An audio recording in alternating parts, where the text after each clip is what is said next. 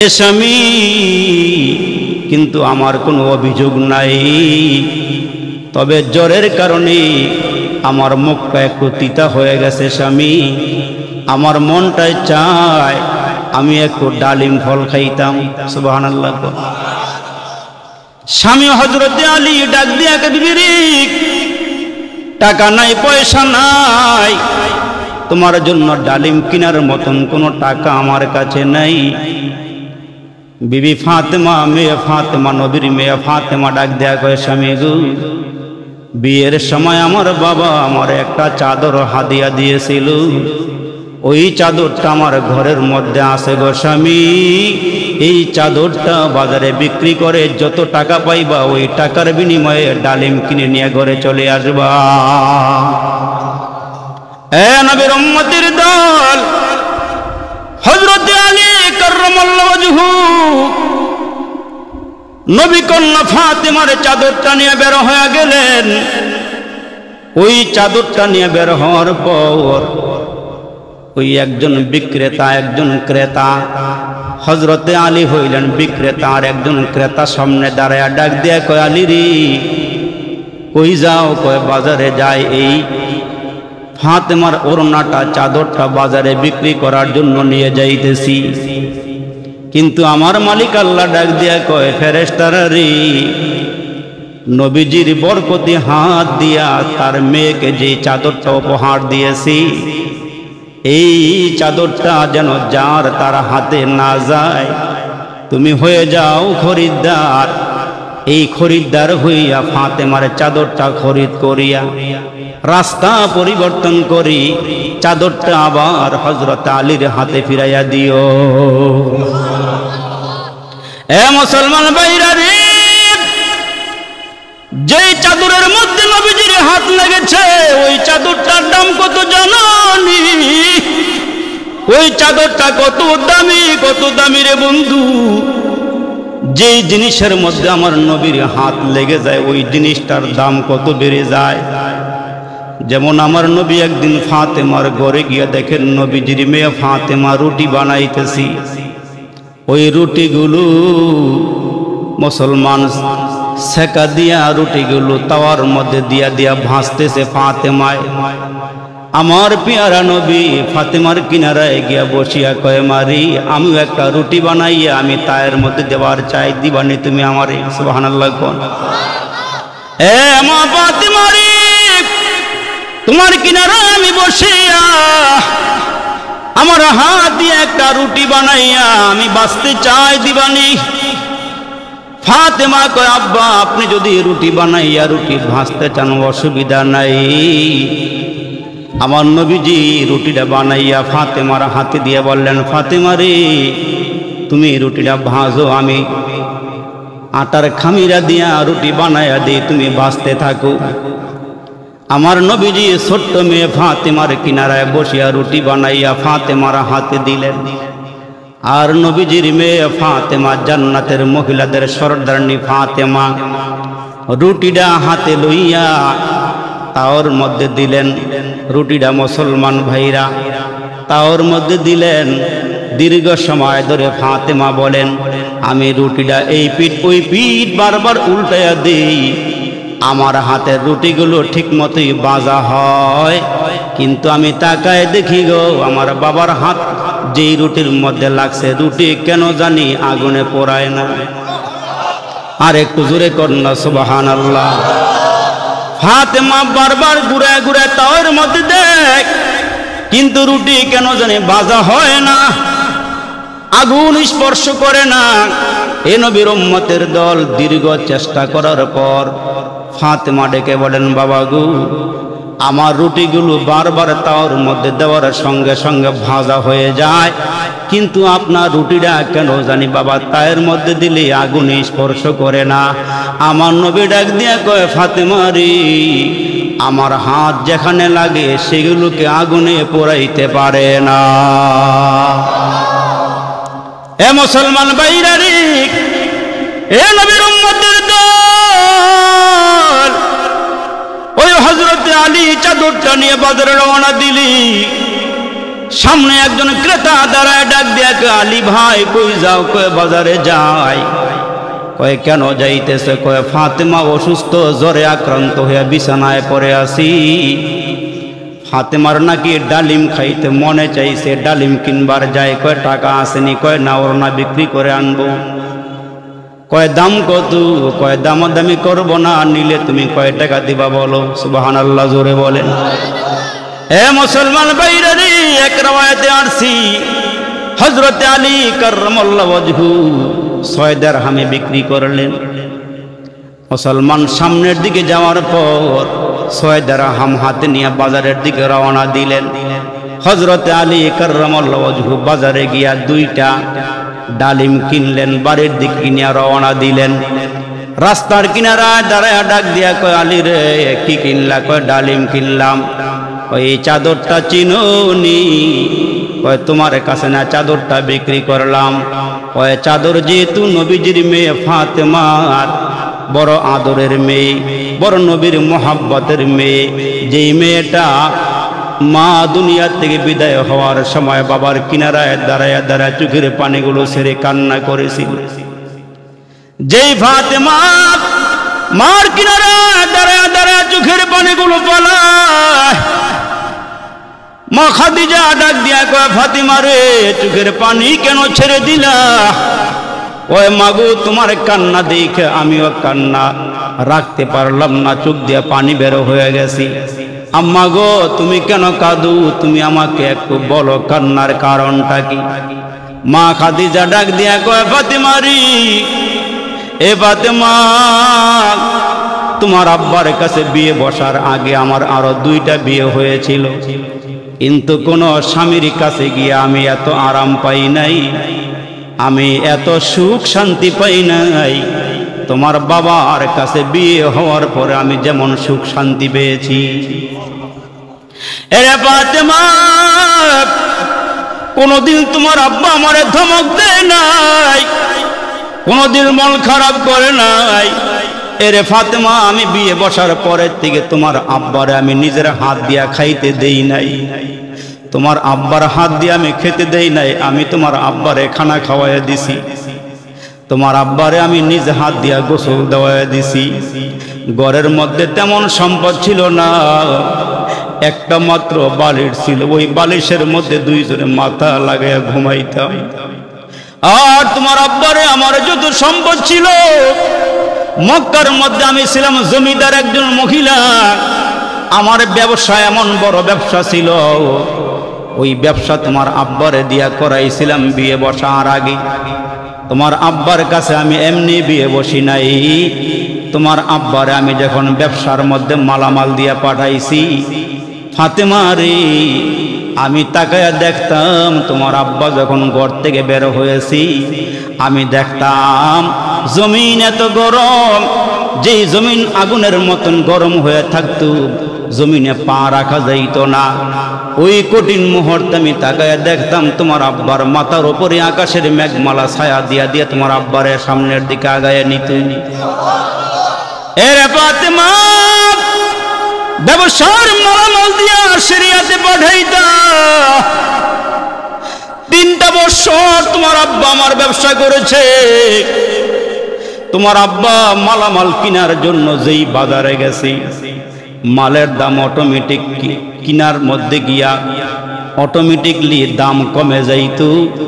আবার যখন ওই একই মাল কিনিয়া আরেক বাজারে বিক্রি করার জন্য যাইত, আমি তাকায় দেখতাম তোমার আব্বা মালামাল বিক্রি করার সময় মালের দাম দ্বিগুণ হয়ে যাইত। এ ফাতেমা, তোমার আব্বা, এ ফাতেমা, তোমার আব্বারে বাহিরে পাঠাইয়া দিয়া আমি বিছানার মধ্যে পিঠটা লাগাইয়া ঘুমাই নাই। এ ফাতেমা, তোমার আব্বা ঘরে না আসলে আমি খানাও খাই নাই। কিন্তু আমার মন বলতেছে, রে ফাতেমা, আমি মনে হয় দুনিয়ার থেকে বিদায় হয়ে চলে যাব। এ ফাতেমা, দিনে রাতে তোমার আব্বাকে আমি পাহারা দিয়া দিয়া রাখি, আমি দুনিয়া থেকে বিদায় হয়ে গেলে তোমার আব্বারে কে দেখা রাখবে, এই জন্য আমি কাঁদি। ছোট্ট মেয়ে ফাতেমা কিনারা দাঁড়া ডাক দিয়া কই, মারি আর কান্না করিও না, তুমি দুনিয়া থেকে বিদায় হয়ে গেলে রে মা। আমি ছোট্ট মেয়ে ওয়াদা দিলাম আমি আমার আব্বার পাহারাদারি করব, আমি আমার আব্বারে দেখা দেখা রাখবো। এ ফাতেমা, এই জন্য আমি চোখের পানিগুলো ছেড়ে দিলাম। ওই ফাতেমার চাদর ফেরেশতা ফিরাইয়া দেয়, ওই আলী রে, যেই বরকতি হাত দিয়ে আমার নবী নিজের মেয়েকে চাদর দান করছে, হাদিয়া দিছে, ওই চাদর বাজারে বিক্রি হবে না। এটা কোন ঘরে না কোন ঘরে যায়। আমি আল্লাহর পক্ষ থেকে আসছি। এই আলী, আমি দুনিয়ার মানুষ নই, আমি হইলাম ফেরেশতা, আমি আসি নাই। আমার আল্লাহ চাদরটা কিনিয়ে আবার তোমার হাতে ফিরাইয়া দেওয়ার জন্য আমারে পাঠিয়ে দিছি। তো হযরতে আলী কাররামাল্লাহু ওয়াজহু ডালিম নিয়ে আসতেছে। রাস্তার মধ্যে একজন ভিক্ষুক মাটির মধ্যে গড়াগড়ি করতেছি। গড়াগড়ি কইরা ডাক দিয়া কয়, ভাই আলী, আমি অসুস্থ, আমি রোগে আক্রান্ত, আমার জ্বর। তোমার হাতের মধ্যে কি? আমার হাতের মধ্যে ডালিম। কেন কিনছ?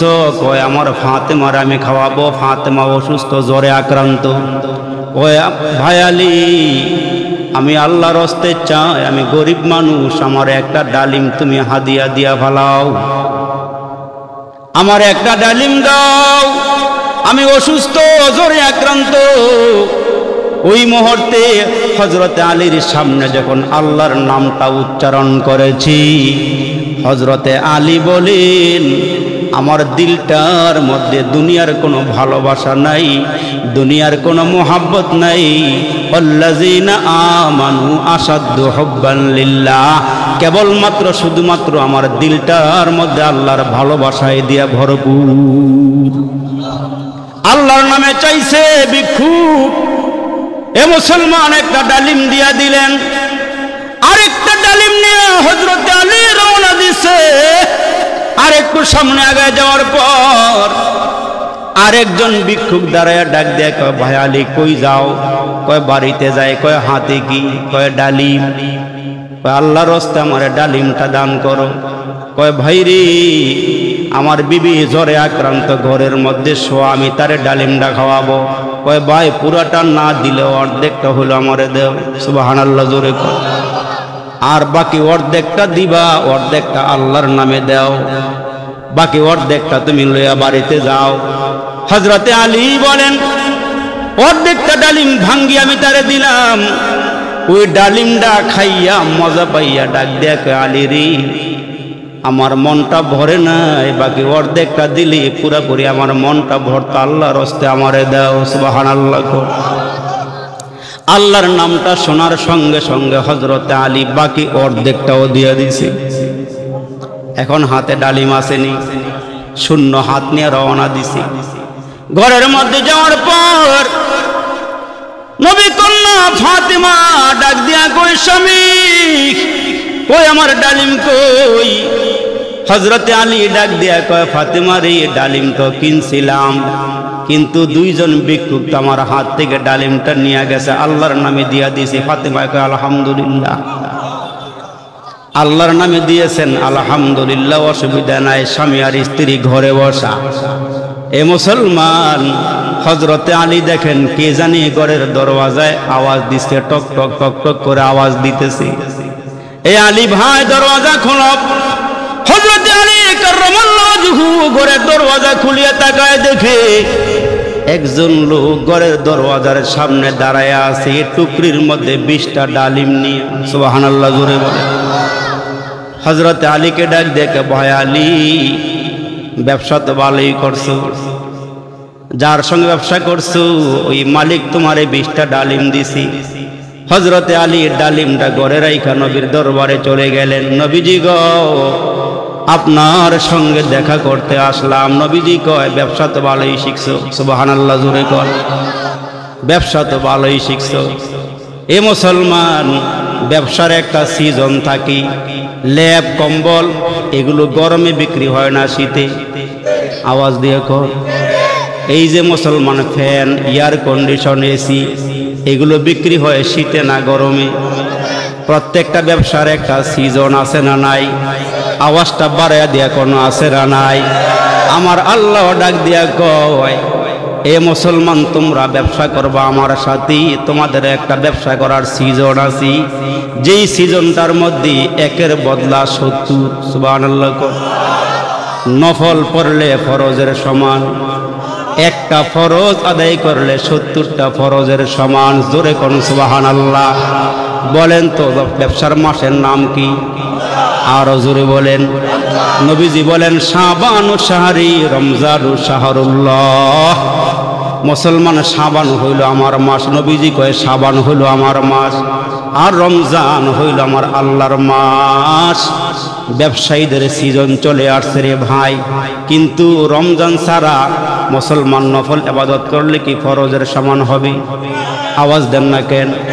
যেমন একজন দার্শনিক, একজন বৈজ্ঞানিক, একজন হক্কানি আলেমের সঙ্গে দেখা হইল। ওই আলেমের সামনে দাঁড়ায় ডাক দিয়ে কয়, হুজুর আপনার কাছে আমার একটা প্রশ্ন। হুজুর ডাক দিয়ে কয়, কি প্রশ্ন? কয়, হুজুর মন খারাপ করিয়েন না, আপনাকে দেখলে মাঝে মাঝে কিছু জানতে মনে চায়। আবার কিছু মানুষ আছে এমন হুজুরকে মুসলমান ঠেকাইতে চায়, আবার কিছু মানুষ আছে জানতে চায়। আছে না নাই? আর জোরে বলেন আছে না নাই? আরবি বুখারী পড়তে পারে না, বাংলা বুখারী বগল তোলায় চেপে হুজুরকে মুসলমান ঠেকাইতে চায়। আছে না নাই? আর জোরে বলেন আছে না নাই? তখন ওই লোকটা, জ্ঞানী লোকটা ডাক দিয়া কয়, হুজুর আপনার কাছে আমার জানার ইচ্ছা হইল, আপনি বলেন তো কয়টা নফল মিলাইলে একটা ফরজের সমান হয়? কি প্রশ্ন করছে? কয়টা নফল একত্রিত করলে মিলাইলে একটা ফরজের সমান হয়? হুজুর তো চুপ হয়ে গেলেন, এটা আবার কি কয়? কয়টা নফল মিলাইলে একটা ফরজের সমান হয়? হুজুর চুপ হয়ে গেলে হুজুর জিজ্ঞেস করে, ভাই আপনি কি কাজ করেন, কি চাকরি করেন? আমি বন বিভাগে চাকরি করি, বন বিভাগ। আমার কাজ হইল গাছ নিয়ে গবেষণা করা। হুজুরকে ভালো হইছি। আচ্ছা আপনার কাছে আমার প্রশ্ন, আপনি বলেন। আপনি আওয়াজ করে বলেন, একটা জঙ্গলার ভিতরে কত রকমের গাছ থাকে, আম গাছ, জাম গাছ, কাঁঠাল গাছ, এই গাছ, ওই গাছ। আপনি বলেছেন কয়টা নফল মিলাইলে একটা ফরজের সমান হয়? আপনাকে আমি জঙ্গল থেকে একটা প্রশ্ন করি, আমারটা উত্তর দেওয়ার আগেই আপনি বলেন তো কয়টা সুপারি গাছ মিলাইলে একটা তাল গাছ হয়? কয়টা সুপারি গাছ মিলাইলে একটা তাল গাছ হয়? হুজুর এইটা কেমন প্রশ্ন করলেন? কয়টা সুপারি গাছ মিলাইলে একটা তাল গাছের সমান হয়? এটা কি কোনো কথা নেই? হুজুরে কয়, যদি কয়েক হাজার তাল গাছ মিলে, সুপারি গাছ মিলাইলে একটা তাল গাছের সমান না হয়, তাইলে মুসলমান রমজান সারা হাজারো লাখো নফল একসঙ্গে করলেও একটা ফরজের সমান হয় না। ঠিক কেডা জোরে কর। এই জন্য আল্লাহ ডাক দেখে, মুসলমান ব্যবসার একটা মাস দিলাম, রমজান মাস। এই মাসে একটা নফল আদায় করলে ফরজের সমান সওয়াব দেওয়া হয়, আর একটা ফরজ আদায় করলে 70টা ফরজের সওয়াব দেওয়া হয়। এই মাসটা বড় বরকতি মাস, বড় দামি মাস। যেই মাসে কোরআন নাজিল হয়েছে, ঠিক কেডা জোরে কর। যেই মাসে রসুল আরবি কোনো রাত্রে ঘুমাইতো না। সুবহানাল্লাহ বলেন। আল্লাহ নবী কোনো রাত্রে ঘুমায় নাই। যার উপরে আল্লাহ তাআলা কোরআন নাজিল করেছেন, ওই নবী পেয়ারা নবী জিবরাইল আলাইহিস সালামকে রমজান মাসে রাতের বেলা নিজে কোরআন শরীফ পড়িয়া পড়িয়া শোনাইতেন, আবার জিবরাইল আমিন আমার নবীরই কোরআন পড়িয়া পড়িয়া শোনাইতেন। আমার নবী সারা রাত কাটাই দিতে ইবাদতের মধ্যে, বন্দিগির মধ্যে। এ মুসলমান বন্ধুরা রে, ওই দামি মাসটার সামনে চলে আসছে।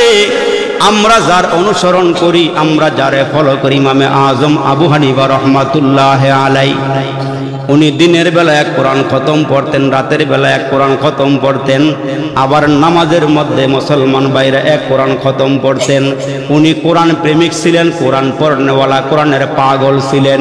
ইন্তেকালের আগে, মরণের আগে আগে নিজের ছেলের হাতটা চেপে ধরিয়া ধরিয়া বলে, বাবা আমার সঙ্গে ঘরে আসো। ঘরের মধ্যে নিয়া বলে, বাবা ঘরের এই কোনায় কোনো গুনাহ করবা না, ওই কোনায় কোনো গুনাহ করবা না, এই কোনায় কোনো গুনাহ করবা না। না। ওই আব্বা কারণ? ওই শোনো, আমি আমার এই ঘরের মধ্যে এমন কোনো জায়গা নাই যেখানে বইসা আমি কোরআন খতম করি নাই। এজন্য মুসলমান ভাইরা রে আমার, আপনাদের সামনে আয়াতে কারিমা তেলাওয়াত করেছিলাম, লাকাদ কানা লাকুম ফি রাসূলিল্লাহি উসওয়াতুন হাসানা। আমার আল্লাহ ডাক দিয়া কয়, যত পয়গম্বর দুনিয়াতে আসছে, যত নবী রাসূল দুনিয়ার মধ্যে আসছে, ওই নবীদেরকে আমি আল্লাহ আখলাক দিয়েছিলাম, চরিত্র দিয়েছিলাম।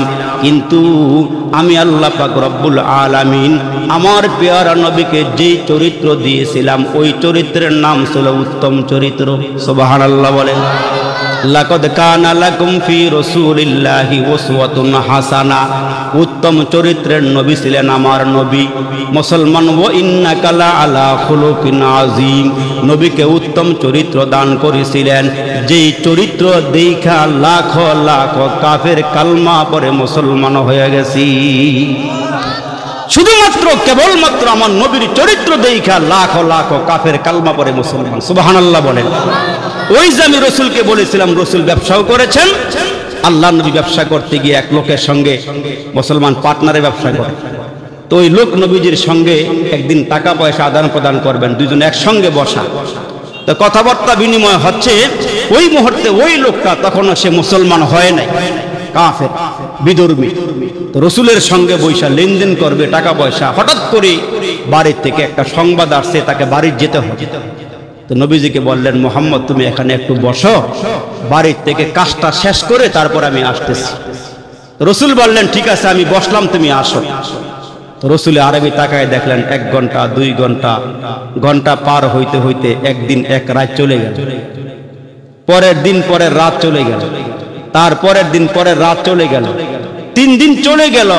আমার নবীকে ওই কাফেরটা, বিধর্মীটা, অমুসলিমটা নবীজিকে যেখানে বসাইছে, ওই রসুল ওইখানে বৈশা ওই লোকের জন্য অপেক্ষা করতেছে।